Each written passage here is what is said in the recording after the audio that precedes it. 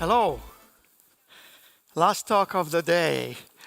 So I'm going to reframe how we value Ethereum, not just as a blockchain competing against any other blockchain on some metric, but as a public goods infrastructure, unlike any other blockchain out there. To do that, I'm going to present to you a valuation framework for applying this valuation, because if we apply the wrong framework, we're going to misprice Ethereum. As you know very well today, Ethereum is mispriced, right? We don't want it to be at the price it is today. I wrote this report last December, and my talk is almost like an executive summary version of it. If you want to read all of the details, you just go to the website ethmrc.com, and it's prominently displayed right there on the front page. You can download it, read it, but I'm going to give you the summary. What drove me to this conclusion and this work is the fact that I kept asking myself, why aren't fundamentals driving valuations in the crypto space? As you well know, just about anything that is not related to crypto moves crypto, right? One day it's the interest rates, it's the inflation, now it's the war, sometimes it's another factor like what the technology world is doing. It's always a risk-on asset.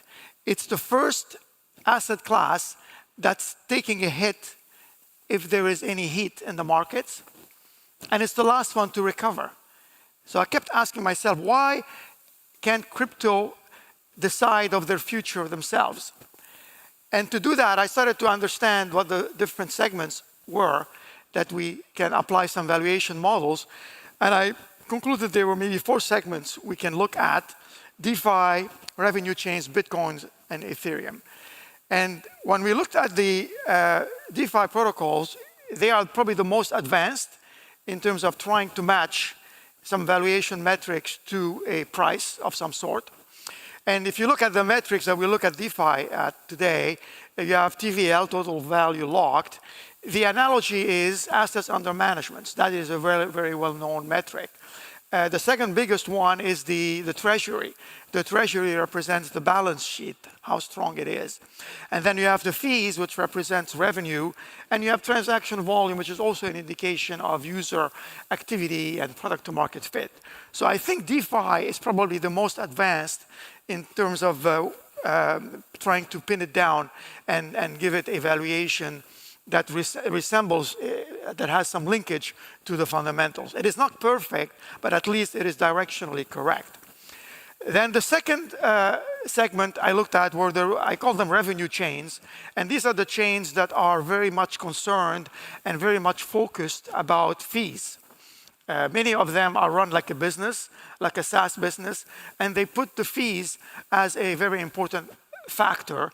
And these ones we can maybe, yes, we can value them on discounted cash flows and multiples like the SaaS companies are. And then we have Bitcoin. Bitcoin is a special snowflake. It wants to be the digital gold, and we can leave it alone for now.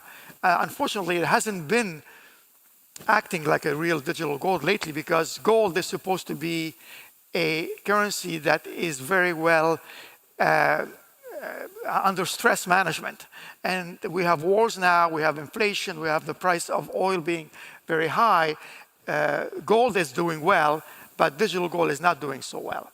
And then we have Ethereum. It's also a special snowflake, I thought, but it's another kind of a snowflake. And that's what I'm going to focus on. And now, why are we doing this? There is an analogy to the internet. I'm going to make 2 analogies to the internet.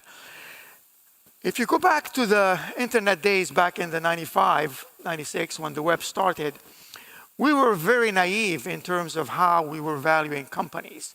So there is an analogy here. At the beginning, one of the most important metrics, you remember some of you that were in the 95, 96 timeframe, one of the most important metrics was eyeballs. Eyeballs. We were measuring page views and ad impressions because we didn't know any better. Most of the companies did not have revenue on the internet at the beginning. The later phases, then we got into revenues, we got into SaaS companies, margins, unit economics, lifetime value of a customer, and so on. And then the last few platforms in the last few years, like the Facebook of the world and Twitter, X, then we got into network effects, and we started to be able to become more sophisticated in valuing these ecosystems based on the moats that they had. And the network effects were real at the time. Now they are real, and there's a platform benefit to these companies.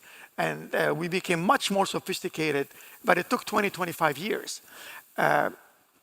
Today, with the blockchain space, we're still trying to figure out what is the right way to value companies. So it's not so bad that we've only been in it in 10, 12 years, and we're still trying to find that happy medium. The analogy, the second analogy that we have is that Ethereum is very much like the internet from a structural perspective. Look at the internet stack on one hand and put it against the Ethereum stack on the other hand. A lot of similarities. Both of them rely on the base layer, let's call it layer 0. But at its base, the protocol, the TCP/IP of the internet, is very similar to the base layer, the L1 that we have. And then you go higher, you have the level 2s, equivalent to the access networks. And then at the top, we have the application layers, applications, institutions that are the users. And arguably speaking, you can say that where would you think most of the monetization is in this cake, birthday cake or layered cake? If you think about it, most of the monetization, if not all of it, happens at the upper levels of the stack. It's in the application layers that the internet is the most valuable in terms of revenue-wise.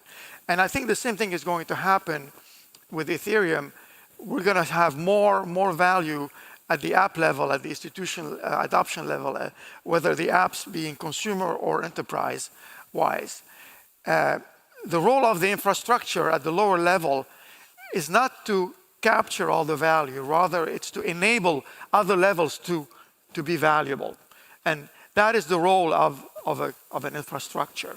It is a very valuable role, but its role is not to capture all of the value, but to enable others to be more valuable. And that's an important distinction. There has been very methodical, very well accepted methods to valuing the internet by the MIT and other very well respected institutions and scholars. And the way they did that, they divided the value of the internet into 3 parts. The first part is a visible value, what you see.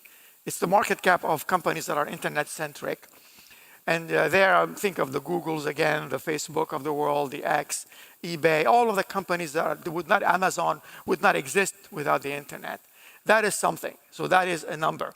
And the second bucket is the digital economy part that the internet is contributing. And there's an acceptable number, which is that the internet is contributing about 15% to the world GDP. And the world GDP is about $100 trillion. So the internet contribution is about 15%, more or less. And then the third aspect is the consumer surplus. This is the unpriced value. This is the price that the GDP does not see, but it's the value that we are benefiting as consumers. And in the case of the internet, it depends on the application. Search engines are the most valuable. These numbers apply for the US. When you average this around the world, it's a bit lower. But 17,500 is the number. This is the price that users would put a number if they were to give up search. If you were to give up email, it would be worth $8,000 and so on. So this is kind of surplus that we benefit from because we have the internet. And I'm going to make the analogy for Ethereum. Now, we've been talking about public goods. What is a public good? Why is there an analogy between the internet and Ethereum? Public goods have 3 properties. First is they have to be there has to be this factor of non-rivalry, meaning that if I use it, it doesn't impact somebody else using it. Think of the roads or bridges, electricity. Everybody can use it. It doesn't diminish anyone else's use of it. The second is the same thing, is non-excludable. Anyone can use it. But if you use it, it doesn't make the other person use it less. It's available to everybody. Some people would say, well, how about fees in the Ethereum space? There's competition. But yeah, you might pay a little bit more if there's congestion, but you're not excluded from validating the transaction or having your transaction being validated. And the other most important aspect is that it is systemically enabling. It means it creates more economic value than it captures. And it wouldn't be a bad thing for Ethereum. Some people would say, well, one day Tether is going to be bigger than Ethereum in a market cap. I wouldn't be too upset about it. We shouldn't be too upset about it, because it means that Ethereum is enabling the new value creation, and Ethereum's value will grow commensurably with the value that it enables at the app level. So it wouldn't be a bad thing. If we unpack the Ethereum valuation model with a mirror of the internet being that, again, we have the same three buckets, but they mean different things. We do have captured value.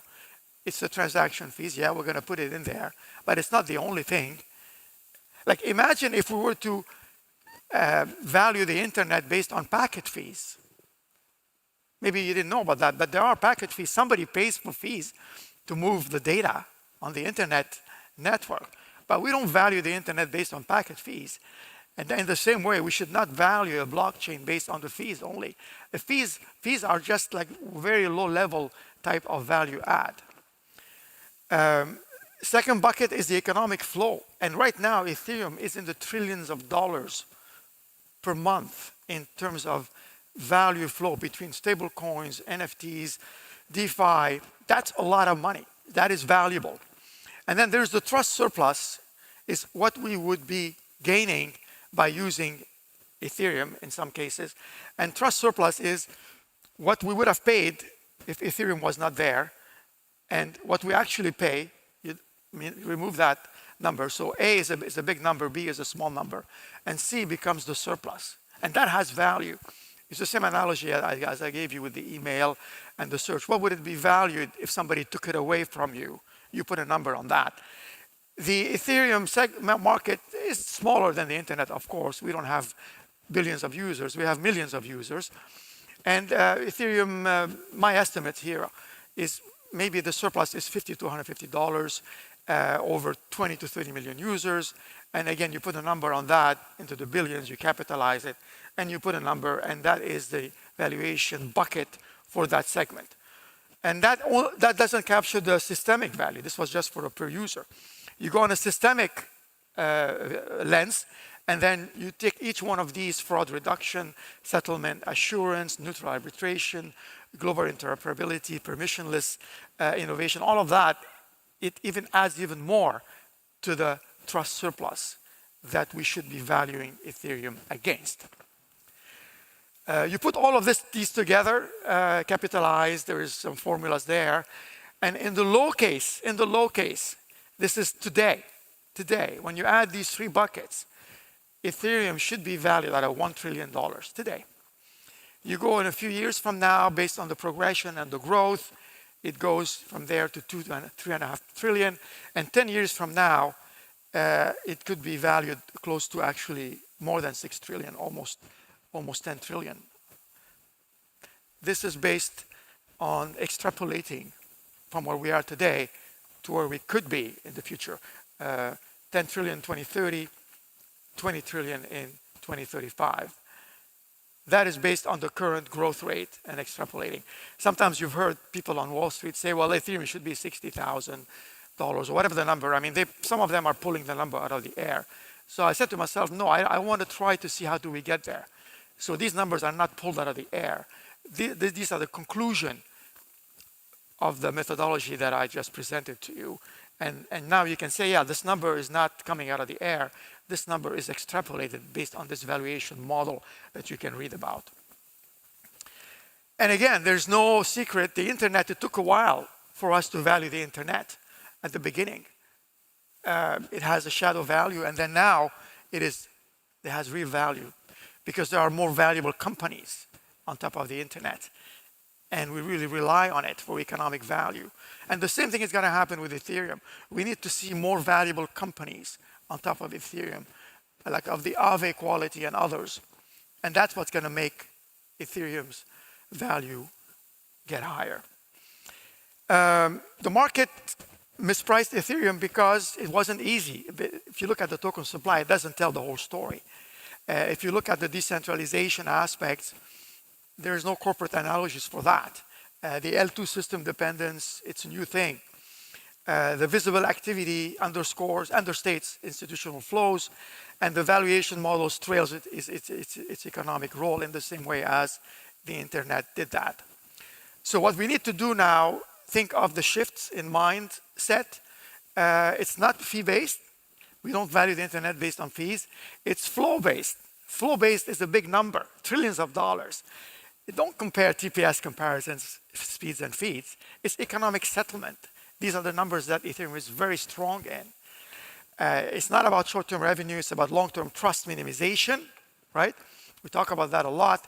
And it's not just about competing with another blockchain and just digital GDP. It's really institutional adoption. And when you sum it up, in closing, Ethereum's valuation is not the sum of its revenue. Yeah, I think you got that right. I've been repeating it. It's the sum of the world's dependence on it. So we want to make sure that Ethereum becomes something that you depend on. Because at the end of the day, what is really going on here, beyond moving money, it's the architecture of trust that is breaking, and Ethereum is rebuilding it. The bigger calling card for Ethereum is this rethinking of trust. And that is the title of my next book that I'm writing right now. It's going to be published in September. I coined the term trust shift, and Ethereum is in the center of it. Ethereum and the reinvention of trust. If you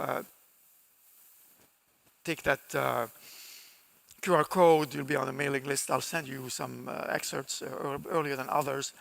But that is really what is going on. It's the trust that is shifting from institutions, from processes that institutions control, to new kinds of processes that Ethereum is going to be a part of. So we need to see the emergence of new intermediaries that will be these new trust holders. I'm not saying that the existing companies that we have some trust within them are going to disappear.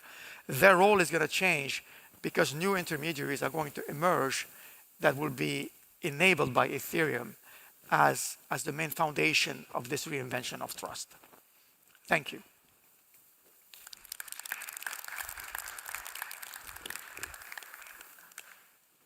We have 2 minutes. I'm not sure if there are questions, but if there are not, yes.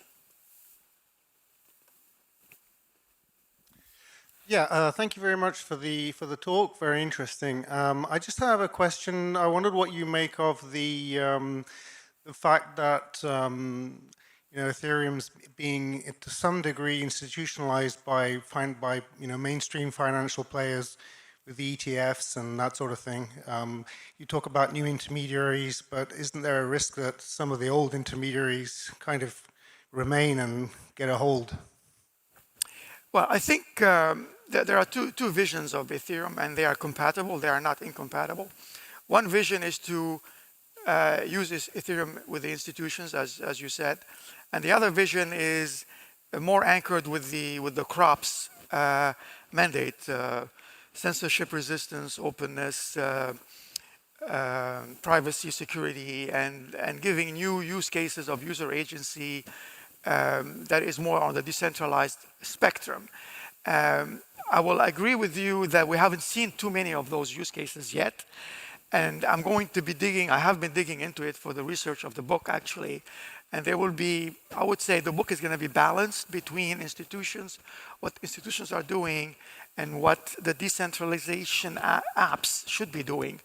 There are some examples that are kind of pointing us to that future, and I think we're going to see more of them.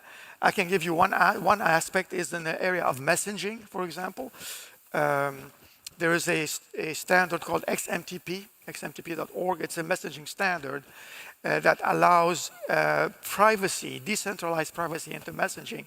But the main point of it is also portable. It means if you have your messages one day and you're using, suppose you're using messages on Signal right now. You cannot, if you leave Signal, you cannot take your messages with you. Signal owns your messages. And furthermore, you cannot go from Signal to WhatsApp. You have, every messaging platform is siloed. Why does it have to be that way? Why don't we have something like email, SMTP? If you're not happy with Gmail, you go to Yahoo. If you're not happy with Yahoo, you go to Outlook. It's still your email. We have that with the email. We don't have that with messaging. With decentralized, with the XMTP decentralized standard, there is message portability and there is message privacy that we haven't seen yet before. So when you leave a platform, you maintain your messages with you. So I joke about this. A lot of the Web 2s are like Hotel California. You check in, you cannot check out, right? Try to exit Facebook. They kind of bury this leaving somewhere. You gotta, if you find that you're lucky, you have to go get some help to get out. But if you connect your wallet to a DeFi or any kind of dApp, right? You just click exit, you go, and your data is still with you. Your money is still with you, right? You haven't like the exit is so easy. And that's how it should be, not just for money, but for data and for value that we have. And that's kind of the future that we want to see more of.